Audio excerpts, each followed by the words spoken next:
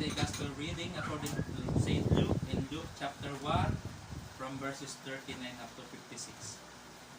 Makalipas ang ilang araw, gumayak si Maria at nagmamadaling pumunta sa kanyang isang bayang bulubundukin sa Judea sa bahay ni Zacarias. Pagdating doon ay binati niya si Elizabeth. Nang marinig ni Elizabeth ang pagbati ni Maria, biglang gumalaw ang sanggol sa kanyang sinapupunan at siya ay napuspos ng Espiritu Santo. Napasigaw siya sa galak. Pinagpala ka sa mga babae at pinagpala rin ang dinadala mo sa iyong sinapupunan. Sino ako upang dalawin ng ina ng aking Panginoon? Sapagkat pagkarinig ko ng iyong pagbati ay gumalaw sa tuwa ang sanggol sa aking sinapupunan. Mapalad ka sapagkat sumampalataya kang matutupad ang sinabi sa iyo ng Panginoon. At sinabi ni Maria, ang puso ko'y nagpupuri sa Panginoon.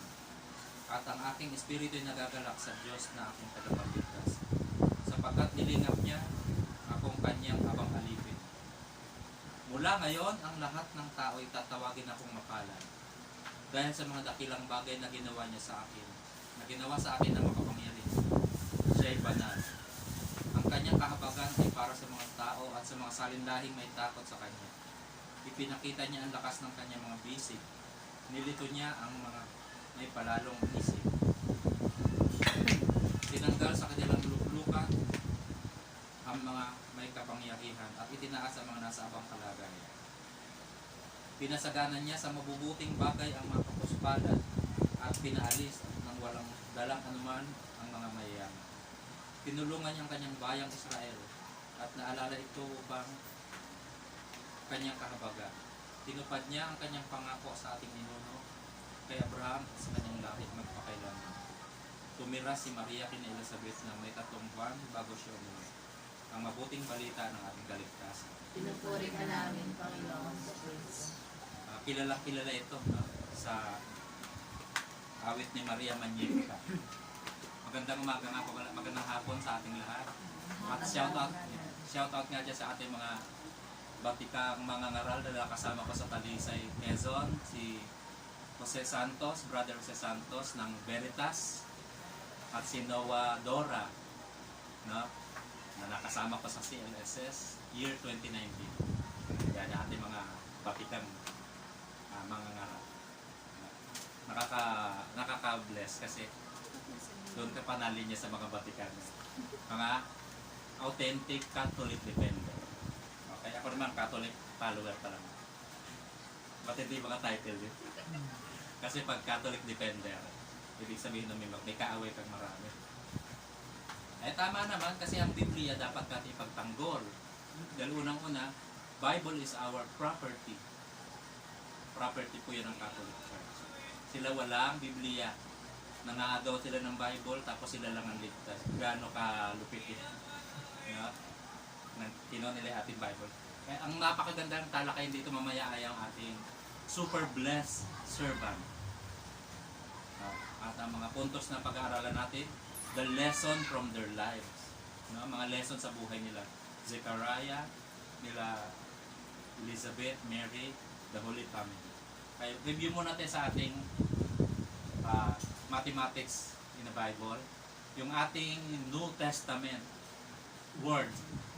Testament is spelled as 9 letters. Testament. The word new is spelled with 3 letters, N-E-W. If we count it by 1, 2, and 3, and then multiply to the word letter 9 times. So we have 9 times 3 is 27. At ang New Testament ay totoong may 27 books. No?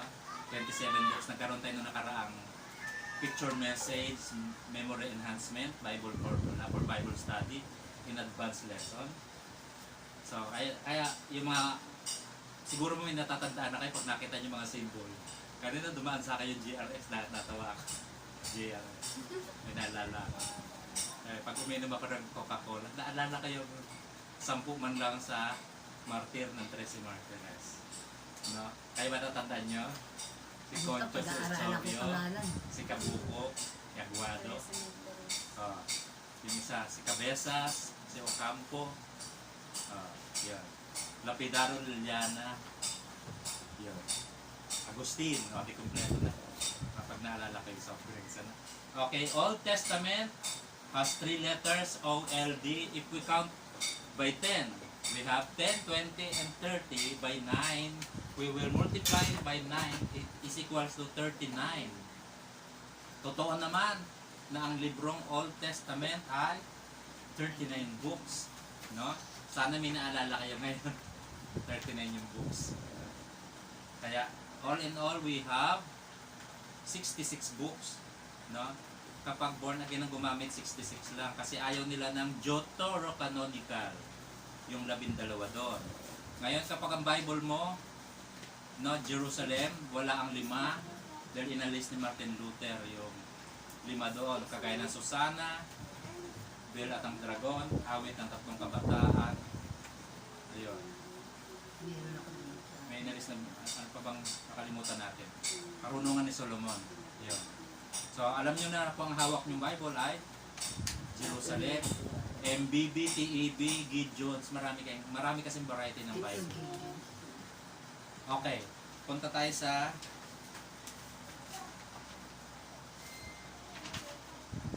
Genesis 8:3. Anong mathematical explanation doon? Umulan daw ng 150 days. O ngayon, magmamat tayo. Okay. 150 days ay ilang buwan? So, kailangan natin mag-convert. 1 month is 30 days. So, mamultiply natin 150 times 1/30 para makancel yung D. So, kailangan natin ng month. So, ngayon, 150 times 1 equals 150/30. We have 5 months. No? Ang galing ng math nila. 5 months na umuulan. Eh, ngayon, umulan lang na sandali, bumabaha na. 5 months. Sabi nila, exaggeration, umambun lang sa amin hanggang liig na. Ang pira. Wait, saan pa kayo nakatira? Pacific Ocean po.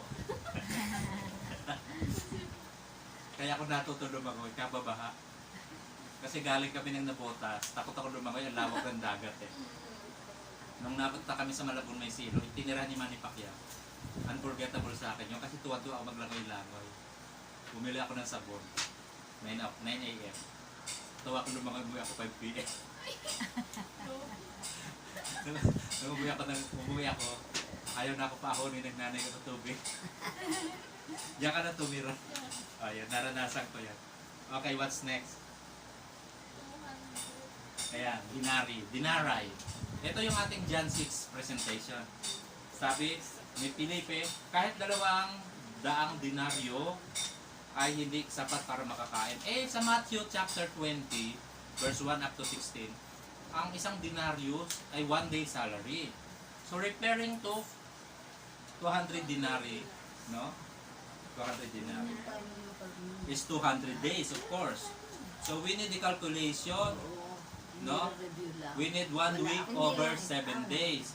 Magko-cross multiplication tayo. 200 days, cancel natin yung D. So, 1 week over 7. 200 times 1 is 200 over 7 equals 200 divided by 7 is 28. 28 weeks. No, 28 weeks.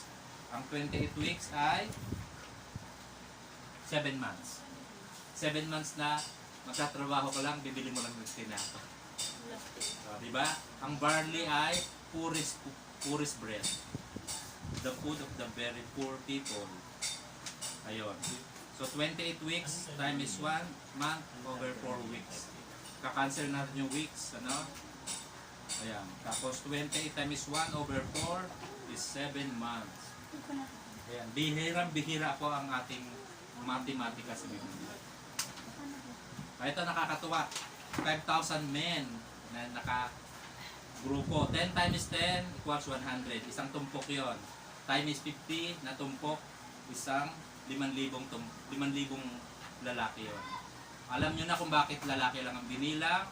Dahil sa kanilang semantic idea. Ano yung semantic idea? Nangangahulugan ito ng disposable society. Bakit lalaki ay superior sa kanila, ang babae ay second class. Commercial. Sorry. Okay. Kalimutan. So alam nyo na, pag nakikita nyo ito na, so siguro nakakalat lang yung isang lalaking anak, saka yung asawa na. Kasi nakatumpok lang yung bitin. Sakay na pwesto yung mga yun, mapapaisip. Okay. Ito naman, madali naman exponential. 12 raised to second, 12 raised to 12 power. 12 times 12 is 144, madalas binabanggit sa Revelation. 144,000. Ito 70 raised to 70th power, 70th power in Matthew 18. Ilang beses ako magpapatawad? 70 ulit nito, 70 times 70 is 4,900. Diyos ko, 4,900. So kada isang taon may 365 forgiveness. Na 4,000. 10 taon ka pa. Kaya mo po sa 10 taon pagpapatawad. Okay? So dyan, ayun. Yung basket, nakakatuwa yung mathematic expression ng bata. Kasi 5 pieces plus 5 globes plus 2 pieces equals 12 baskets. Eh ngayon, ang ano idea nyo sa isang basket? Gano'ng kalaki? Referring to Acts 9:25, ang isang basket ay kasya tao. Kasi nung si St. Paul mayroong death threat o death plot, tinawid sa kabilang bakod, siya ay kasya sa tiklis. Tiklis o basket. Eh, mga 50 kilos lang si Paul. O, 12 tirang basket ng tinapay leftover. So, 600 kilos yon estimated. So, at least may idea kayo, kahit hindi nila pinipicture out yung eksena ng mga tira. Ano magandang lesson doon? Jesus gives, o God gives supply sufficiently. Kapag ang Diyos ang nagbigay, hindi ka na magre-reklamo. No? Hindi ka na magre-reklamo lalo sa love life. Diba?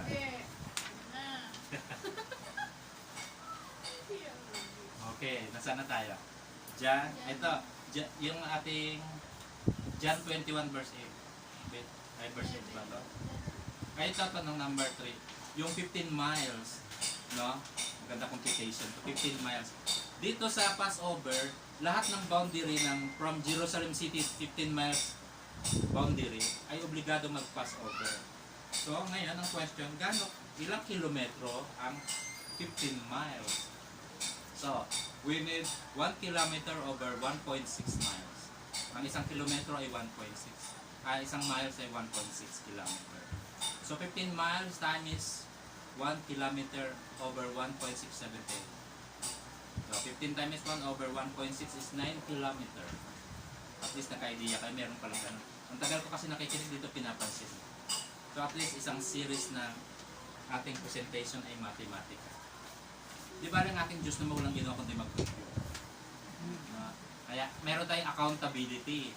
Ilan ang siniraan mong tao, ilan chismis. Di masama yun. Maganda, ilan ang natulungan mo, ilan ang napautang mo, ilan ang naakay mo, ilan ang napalakas mo kalooban. Masarap ka gawin, ganda ng pakiramdam mo. Salamat sa mga prayers mo. Alam mo ba yung kapatid kong mayamang, hindi namamansin?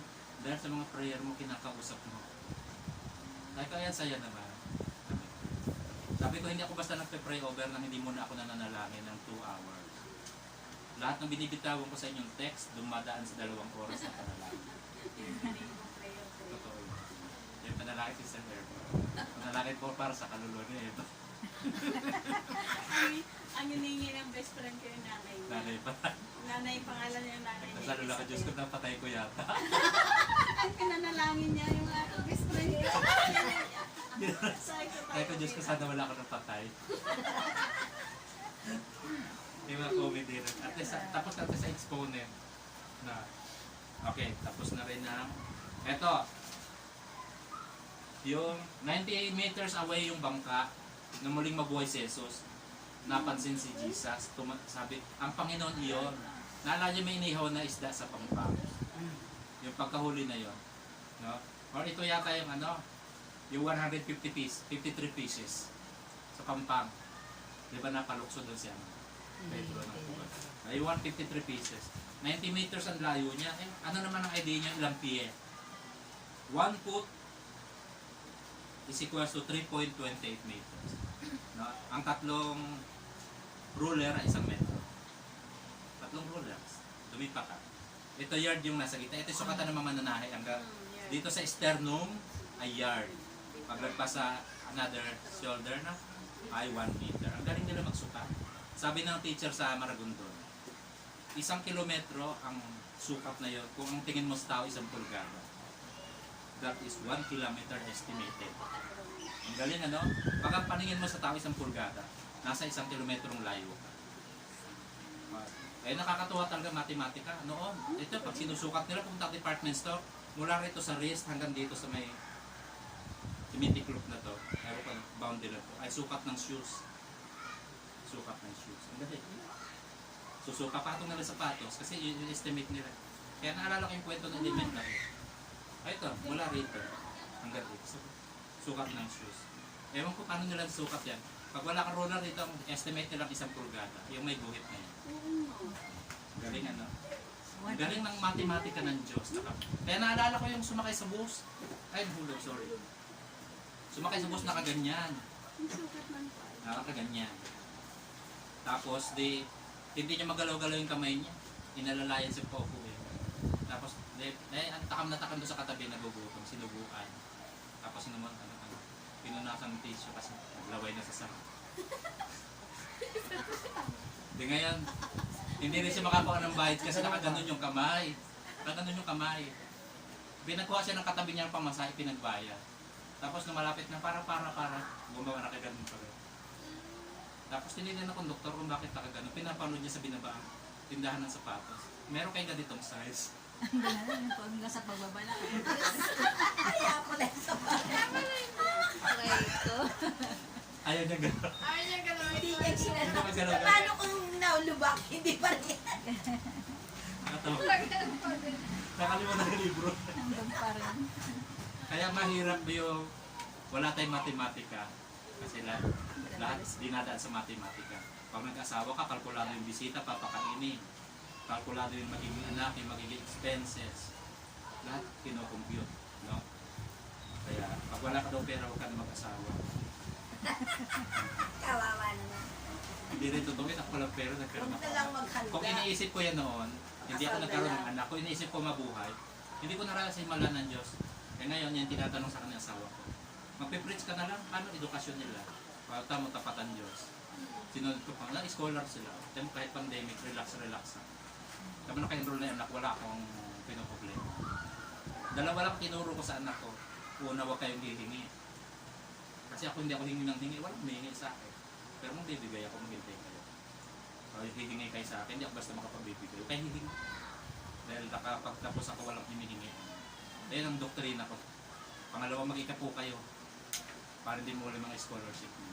Dalawa lang itinuro, wala nang iba. Solved na ako doon. No? Kaya tignan nyo, very effective ang mga turo ko sa inyo. Dahil effective naman ang pagtuturo ko sa kanila. O, di ba? Tayo din mga lingkod ng Diyos ay lovers of peace. Nung gusto ng asawa ko umalis, nagpaalam, pinaalis ko. Para walang gulo. Di ba? Kaya kakatuwa ang karanasan. Nakaranas ako mag-asoli ng asawa.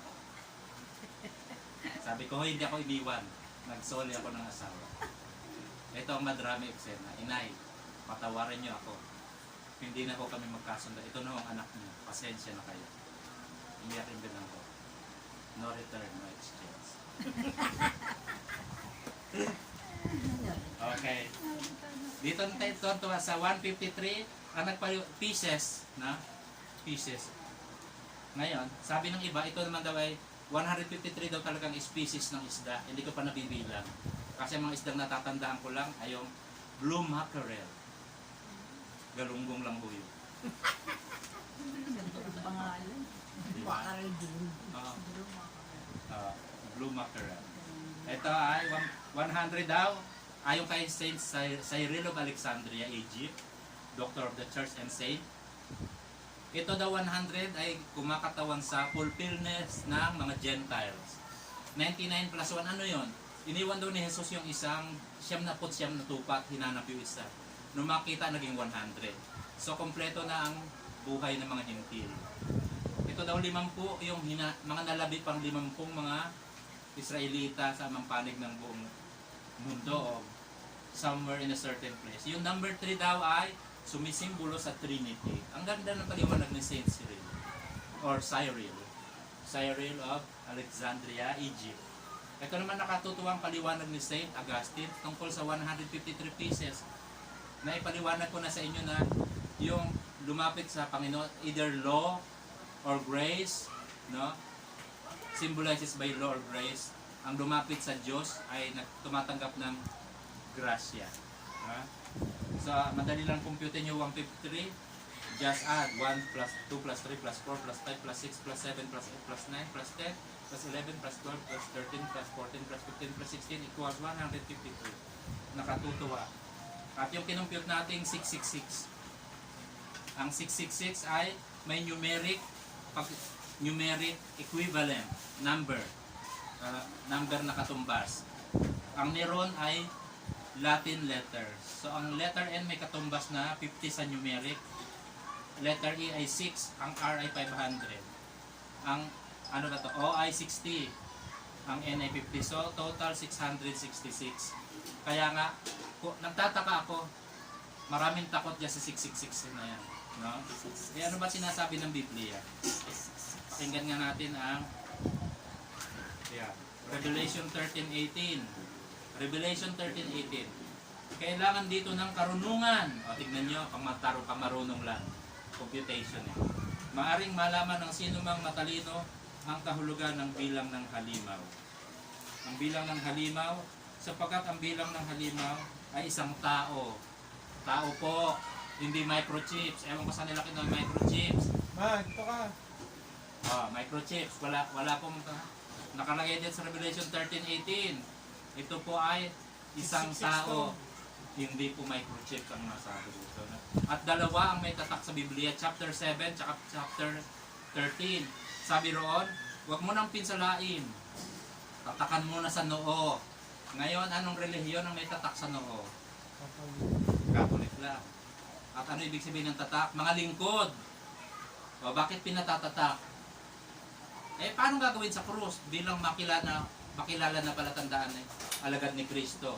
Eh, di ba sabi sa atin, pasanin nyo yung krus. Eh, pagpasan mo yung krus, nasa katawan mo. Yun lang ang tanging palatandaan. Ilagay sa katawan, sa noo. No? Wala pong microchips na iniwan si Jesus. At saka walang halimaw sa tatak sa atin, Ama, Anak at Espiritu Santo. Walang nakasisindak sa tatak ng Katoliko. Wala pong microchip sa noo namin. O, di ba? Maliwanag Biblia yun, ha? O, tao daw. Nakatutuwa si Pompey the Great. Pompey the Great, contemporary. Panahon ni Alexander the Great, sila yung mga sunod-sunod na yun.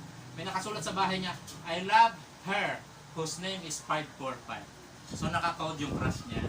Parang kami noon, hi miss, 1435254. Ewan ko sino nakaabot ko. I love you. I love you, miss. Mahal na mahal kita. 143 kami. 143, mahal. I love you. 44. 5254, mahal na mahal kita. So, what's the difference? Ito yung mga pangalan na kanilang ito yung galing kay Saint Irenaeus. Si Saint Irenaeus ang nagsabi nito. Popular tong kanyang sinabi. Ignorance of the Bible is ignorance of Christ. Si Saint Irenaeus. Siya nagsabi ng mga pangalang yan. Ito raw si Yunatas. No? So, may mga equivalent. Talagang 666 ang computation. Ito na Latinus. Tumutukoy sa Roman Empire sila yung mga tao. Kasi lahat po ng symbolism ng Biblia ron. Halimbawa, may isang halimaw na nakaupo sa 7 bundok. Yung palang babae, Babylonian country. Tapos yung 7 bundok, 7 hills in the Roman country. O, tapos yung 10 halimaw na may corona, 10 haring hindi pa nag-ahari. Kasi 7 yung emperor na mga malulupit. Mula kay Caligula hanggang kay Vespasian. Mapag-aaralan uli natin yun. Kasi yung mga pangalan na yung historical po talaga. Meron mga emperor. Sino yung Tiberius, di ba nangyari dun sa lawa ng Tiberio? Ang emperor ng panahon yun, ang emperor ng Roma ay si Augustus Tiberius. Nung mag-prophecy si Agabo sa Acts 25, ang may-ari ng sinturong ito ay ganito igagapos. Ang emperor ay si Emperor Claudius, biblical. Kaya nga binabanggit yung mga politiko, wala silang maidadahilang hindi totoo ang Bible. Eh bakit yung mga Herodes binanggit? Paano napunta sila mamamera sa Egypt? Dahil kay Herod the Great, salbahe. Oh, di ba? Oh. Ngayon, nag-census, no? So meron silang pagkakataong census eh. Herod the Great. Tapos, kinausap ng anghel, magbalik na kayo sa Ehipto. Eh, natakot siyang bumalik ng Galilea. Kaya sa Nazareth sila napunta. Ay, Nazareth, Galilea nga pala. Doon. So, din napaanak sa Bethlehem si Jesus. Yun ang kwento. Ngayon, no, totoo lang natakot si Joseph sa pagbalik sa Nazareth. Kasi mas malupit yung pumalit na Herodes.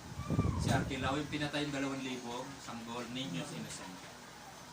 Oh, sino namang Herodes ang nagpapatay at nagkapugot ng ulo ni Juan Bautista? Oh, Herod Antipas did first. No? Sinong Herodes naman na nagpapatay sa espada kay Saint James na kapatid ni John sa Acts 12? Mantakin ng mga Herodes na yan, sila ang simbolo ni Satanas because they were murderer. Wala silang hindi pinapatay sa kasaysayan. So ngayon, nakaka-shock ano? Kaya ewan ko paano nila binabasa yung Biblia. Ang Biblia ay nakabase sa kultura. Kaya nga tinuro ko sa inyo yung tinatawag nating figure of speech. At least metaphor, simile. Ano pa natatandaan nyo? No? Yung mga figure of speech, oxymoron, hyperbole, personification. Natatandaan nyo po ba? Kasi pag hindi kayo nag-analyze, hindi nyo mapapractice yun. Meron ako hindi tinuro sa inyo, antithesis. Kasi dito sa binasa natin, pinauwing walang-wala yung mga mayayaman. Sino pinagpala ay mahirap? Diba? So ngayon, hindi naman anti-poor ang Diyos. Totoo lang merong, kaya antithesis, directly opposite. Si Lazaro yung mahirap, nakapasok sa magandang kalagayan. Si Zacchaeus yung mayaman, sinabihan ni Jesus, nakapasok sa kaligtasan ng mayaman. So, antithesis, contradict, rich and poor. Diba? O, yun po, yun yung bagong terminology yung idinagdag ko sa inyo. Now, let's go back. Wala na siguro tayo nakalimutan. At least alam na ninyo na ang 666 ay hindi microchips. Ayon sa Revelation 13. At alam na ninyo na dalawang tatak merong binabanggit. Revelation 13 at Revelation 7. Ang tatak sa noo ng mga lingkod na pinili ng Diyos. No? Yung isa halimaw.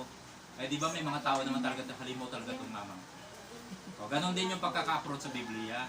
Kasi malahalimaw ang pamumuno nila Nero, nila Augusto Caesar. Kasi meron silang alahas. Meron silang coins nakalagay, Divo Caesar. Ang turing nila sa sarili nila Diyos. Kaya anti-God sila, anti-Christ. Okay, let's go now to, sana hindi kayo nahilo sa matematika natin. Okay, pagkatuwaan nyo na lang yan. Ako nga nagulat for so many years, ngayon ako nagbigay ng matematika sa pag-aaral. Kasi ang aking math lang ay MATH, merienda, agahan, tanghalian at hapon. Yun ang aking math. Okay, meron na kayo nito eh. Okay, punta na tayo sa ating binasang Ebanghelyo. Nakatin ba kayo? Hindi kayo nakatin ng gawain na, no? So, ang maibibigay ko rin sa lesson ay, ito po ay ang pasimula ng istorya ng Rosario. Kasi may dalawang kwento rito na nasa Mystery of Holy Rosary. First, Luke 1:28, si Angel Gabriel nagpakita kay Mama Mary. Sabi niya, "Blessed are you." Diba? Tapos, dito naman Luke 1:56, the visitation. Visitation. Susunod dyan, ayun o. Luke 2:7, Matthew 2:11, Nativity of Christ. Yun. Kaya pasimula ito ng santuran. Ano magandang lesson ngayon? Ang tema ko sa pagbasang ito ay super blessed servant. They were super blessed. Bakit? Ang hirap-hirap ng sitwasyong hanapin ng Diyos. Itong mga Griego, ugali nila, maghanap ng bagot-bagong karunungan. Knowledge after knowledge. Wisdom after wisdom. Mahilig ang mga Griego para masumpungan ng Diyos. Pero nakaka-bless sila, Blessed Virgin Mary. Kasi ang Diyos ang humirang sa kanila. Kaya naalala ko yung nagtanong sa akin eh, Brother Henry, hinirang ka ba ng Diyos? Napaisip ako. Kasi ang hirap sabing hinirang ako, tinitignan ko yung pamilya ko. Tinitignan ko yung status ko sa buhay. Hindi ka hirang-hirang. Kaya sabi ko na lang, hindi po, hinarang lang po ako. Hinarang lang po ako ng makulit na auxiliary. May auxiliary kasi sa PACC. Tuwing makikita ako, hinaharang ako talaga. Ito sabi sa akin, sama ka na. Sabi ko saan? Sa Cavite. Anong gagawin ko ron? Ayoko. Anong malay ko? Anong gagawin ko dyan? Tapos, kaya pagpunta ko sa Cavite, ayoko talaga. Wala sa plano ko. Tapos hinarang na naman ako, sama ka. Saan? Sa Cavite. Kaya ako sumama na buwisit na ako. Nayamot na ako. Kaya sabi ko hinarang ako. Talagang hinarang ako literal. Hinaharang ako ng preacher na yon, Brother Ador Bulan. Ewan ko nasaan na siya ngayon sekta. No? Ganun talaga Di natin naman plano ng Diyos. No? Kaya paghirang ng Diyos di ko maintindihan. Bakit maraming mayaman? Bakit di sila? Ako pa na gusto kong makaahon sa hira ang nasa ganitong kalagayan. Pero hindi man ako naghira. Meron naman ako naipon ko. Pinapadami ko pa. Ako minsan ka tinitignan ko yung pera. Sana ginastos ko na lang pang enjoyment. Kaso hindi ko yung basta naipon ng ganyan. Okay? So, magandang puntos. What is the lesson from their lives? Number 1, Zechariah and Elizabeth. Ang good lesson na matututunan natin, holiness. Mababasa natin somewhere in Luke 1. Dito sa Luke 1, kalimutan ko yung verse naiwan ko yung kodigo ko. Yung pasadahan natin dyan, balikan na lang natin yung Luke 1, pabalik. Kasi binabanggit doon ng kabanalan na mag-asawa. Yan, nire-require ng Diyos. Ngayon, mahirap maging banal. Lalo pag nakatuto ka sa computer, nakatuto ka sa YouTube, ang daming pwedeng pindutin dyan. No? Ang daming pwedeng pagkabalahan. Instant ang sabong. No? Instant ang ML. Yan. Hindi naman kasalanan kung tutusin. Kaso, kung inuubos mo na yung panahon mo at wala kang panahon sa Diyos, yun na malaki mong kasalanan. Naalala kayo na naglalaro ng Diablo, isang nagpatotoong taga Rizal, tungkol sa na-possessed, nung kakalaro ng Diablo sa computer. Na-possessed. Dito naman sa Maragondon niya, Bailen, na kwento ng sister. Pambihira yung anak ng attendee natin. Dinahatira ng pagkain. Doon sa computer siya. Hindi na umuwi. Sabi ko, bakit? Kasi pag hindi mo raw sinunod, nag-aaway sila Di nanay na lang tagasod, alipin na rin ang anak niyang mahilig sa computer. So, mahirap ang kabanalan ngayon sa sitwasyon ito. Minsan nanonood ako documentary, 20 pesos na prostitution.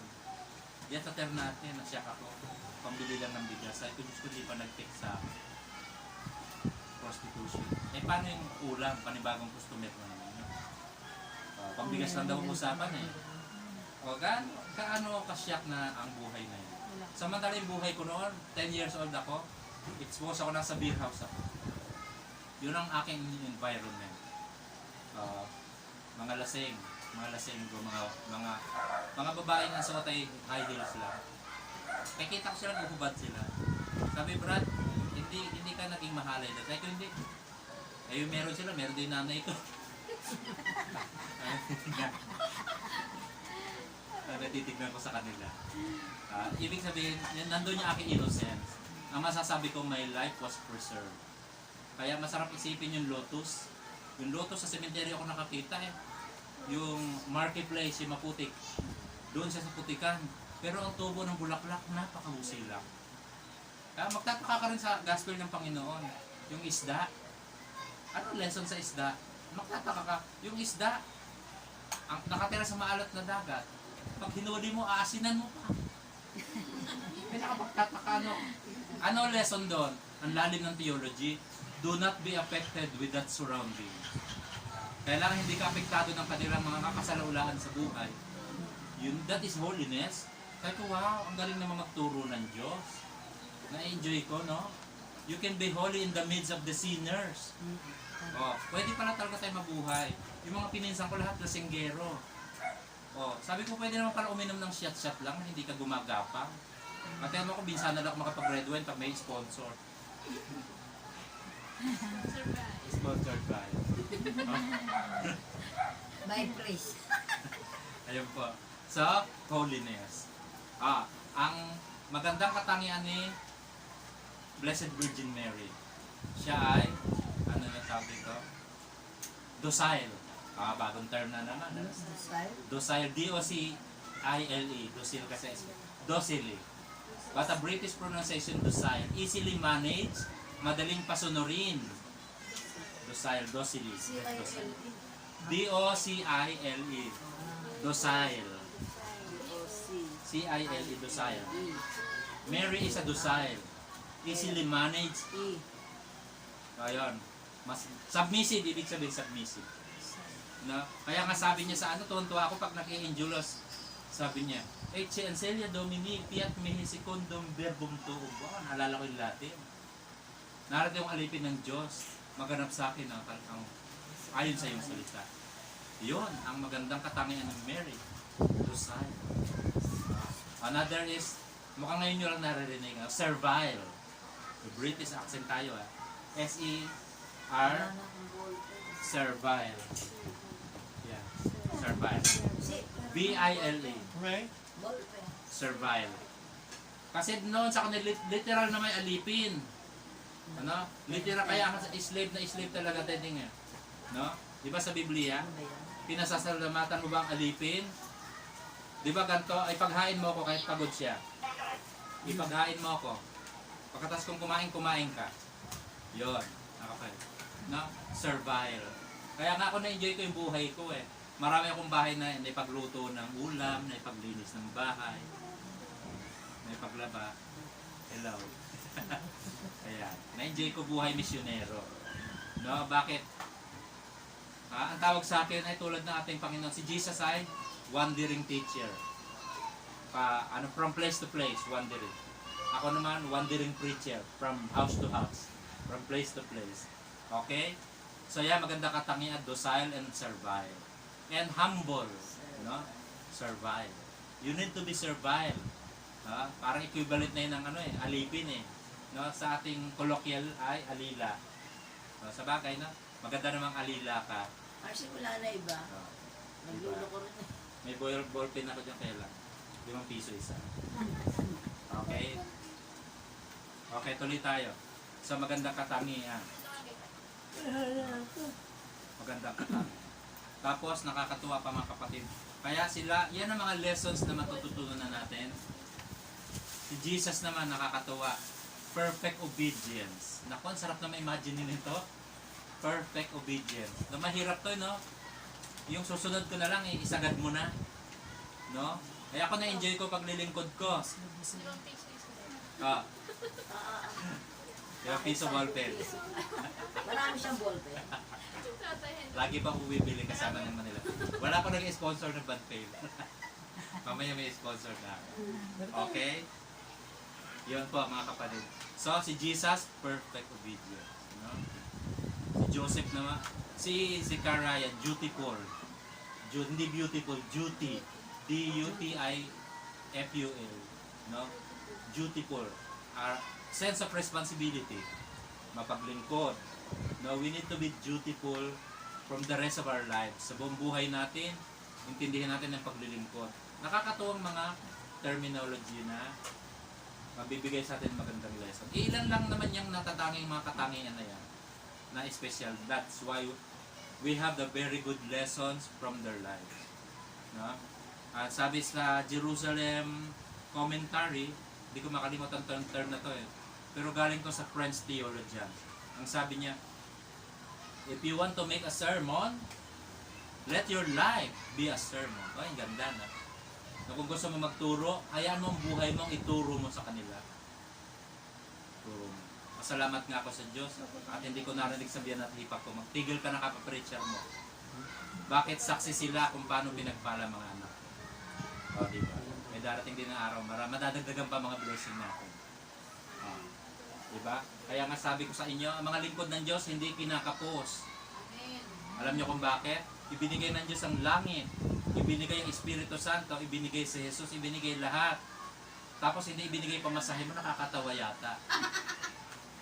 Ano? Hindi, nakakatawa yun. Kung ibinigay lahat. Tapos pamasahe mo wala. So, para nagkakalimut ka. Ibigay ayaw kang parating, dyan ibigay pa tayo. O, diba? Yun, ano pa may contribute natin. So, ipagpatuloy natin ang ating paglilingkod. At ang pinakamaganda nakita ko kay Mama Mary, yung kanyang worshiping heart.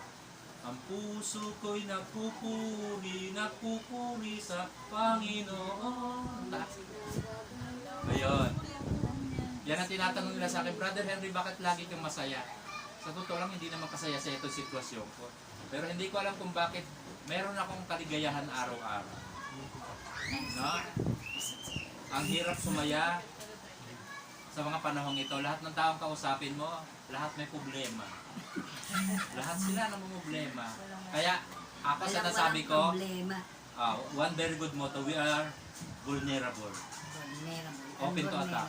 Alam niyo, imagine yung bahay na walang bakod, kahit sino pwedeng pumasok. Kahit sino pwedeng pumasok na kaaway. Vulnerable. Diba? Yun, kaya nga, hindi pwedeng hindi ako manalangin araw-araw bago matulog sapagkat lagi tayong open sa enemies. Patignan nyo, kapirasong GC, ang laki ng dulot na perwisyo. Kasi nag-GC may toyo, nag-iwan ng toyo. Itim na itim pa. Oh my God. Diba? Pero marami naman tutuwa sa GC. At God's Corporation. Natatapos na ito niya, ako yun, may dalawang punta ko na rito. Lahat naman ng galit napapawi. Huwag lang nila gagaya si Esau at si Jacob. Bago nagkabati, 40 years. Ang tagal na. Tagal nag-anniversary. 4 na dekada.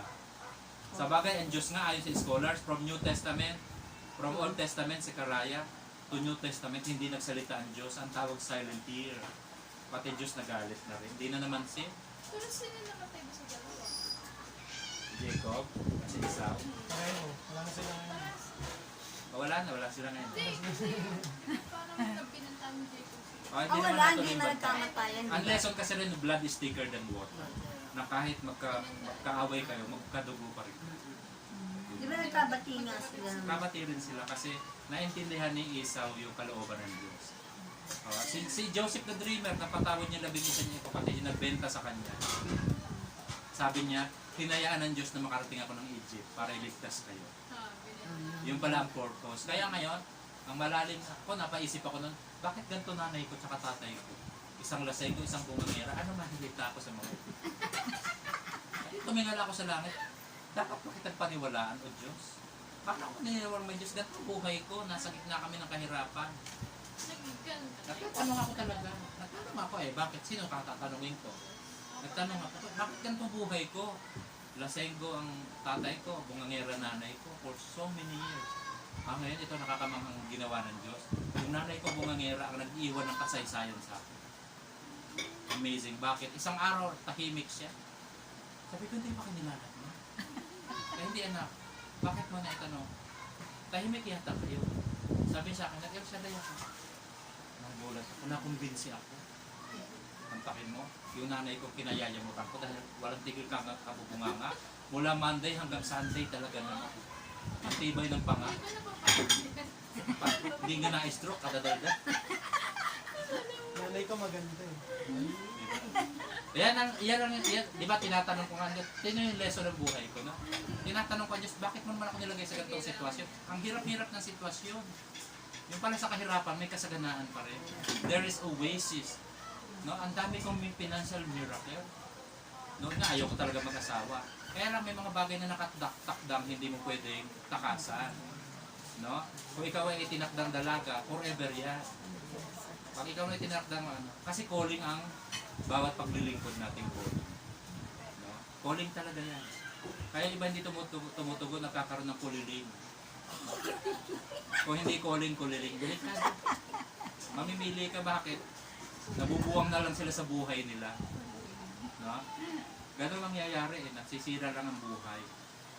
Anyway, magpakasira na tayo kay Kristo, we are fools for pride. Kasi yun lang tayo pwede. Di ba? Hindi ko nintindi asawa ko, ano mangyayari. Tigo. No? Sabi, saan asawa hindi mo hinahanap? Ay mo pahanap, ang gagawin ko. Siya nakakalam na siya umuwi. Diba? So, hindi naman ako makapag-aasawa basta kasal ako. Mayroon akong nagtatago. Okay, Sabi ng iba, baka naman alam namang biyanan mo, saka ipag mo. Ay, problema na nila yun. Ako masaya ako sa buhay. Diba? Na-enjoy ko naman ang lahat, pagiging tatay, pagiging servant. Kaya nung sabi ko kay Nolly na mag-usap ko, kung namatay ako, fulfilled. Bakit? I serve God, I serve my family, I serve my wife. Nakumpleto ko. Eh bakit lahat ng sinabi ng asawa ko, binigay ko lahat sa kanya? Ayoko na sa'yo, but fine. Gusto ko magkaroon, go. Ngayon isa na lang huli kung babalik. Malapit na. Diba? Hindi, lagi ko na papanaginipan eh. Tapos lagi ako nananaginip ng baby, kaya dadasal ako, Diyos ko, huwag sana ako makabuntis ng ibang buhay. Hindi. Bakit pera na lang gusto mo? Ha? Eh, hindi kasi, alam mo na Sister Em. Kaya ikat na ingat ako magbiro. Kasi minsan ako dumaan sa magnetic temptation. Okay. Katatapos ko lang ng relasyon ko, nakilala ko yung naging napangasawa. Diba? Magaganda talaga sila. Yung una ko nakarelasyon, 40 years old, ang sexy, my goodness. Oh, ala Vivian Velez, my God. 24 ang waistline. Nasa bangko nagtatrabaho. Yun ang naging sugar mommy ko. Eh, naging gigolo ako. Naka-experience akong buhay artista. Yun, pinapanood ng sine. Pinagrocery. May pension. Kaya nga sabi ko Di sa pa kanila, kayo preacher. nagsisimula pa lang ako, dumidemonyo talaga. Medyo po yun talaga. Kaya doon ako nagsimula manalangin. Panginoon, huwag mo kahayang tuksohin ako. Alam mo kung papatulang ko sa awa naman ang Diyos.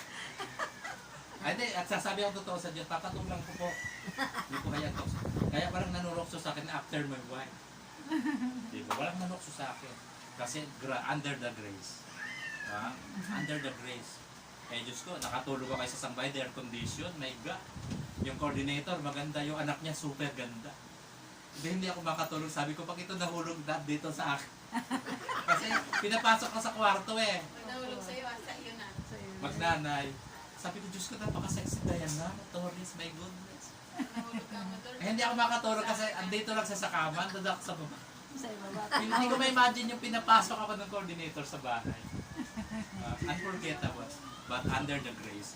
Kaya nga ang buhay nila, Blessed Virgin Mary, si Caraya, under the grace. They were super blessed. Nakakatuwang buhay. Magandang tanong para sa ating lahat. Kasama ko ba ang Diyos sa aking buhay? Diba? Kasi malalaman mo na kung dalawang lingkod lang po tayo, lingkod ni Yahweh or lingkod ni Yawa. Yawa, si Yawa. Yawa. Diba? Sabi to, Yawa to sinungaling eh. In Jesus name. Nawa, lingkod tayo ng Panginoon. Amen. At ang lingkod ng Panginoon ay pinanggagalingan ng kapayapaan. No? Diba? Sa totoo lang, parte ng paglilingkod, no? Unang hirap na hirap ako. Noon yung mga adjustment sa ministry.